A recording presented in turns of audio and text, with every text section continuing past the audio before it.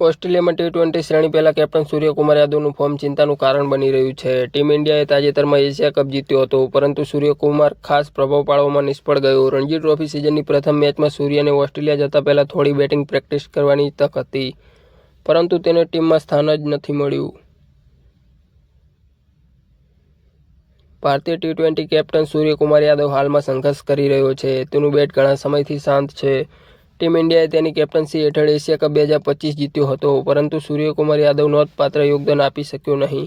પરિણામ ઓસ્ટ્રેલિયા પ્રવાસ પહેલાં તેના ફોર્મ અંગે ચિંતા વ્યક્ત કરવામાં આવી રહી છે। હવે એવું લાગે છે કે તેનું ફોર્મ ખરાબ સ્થાનિક સર્કિટ પર અસર કરી રહ્યું છે, કારણ કે તે મુંબઈ ક્રિકેટ એસોસિએશનમાં એમસીએ તેને નવી રણજી ટ્રોફી સિઝનમાં પ્રથમ મેચ માટે ટીમમાંથી બહાર કરી દીધો છે।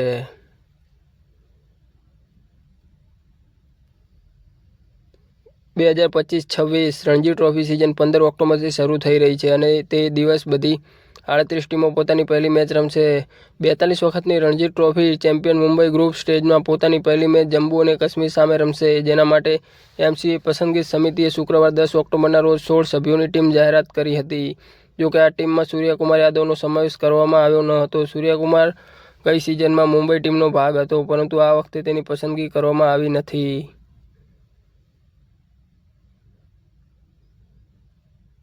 આવી ક્રિકેટની લેટેસ્ટ ન્યૂઝ જોવા માટે અમારી ચેનલને લાઇક, શેર અને સબસ્ક્રાઇબ કરો અને બેલ આઇકનને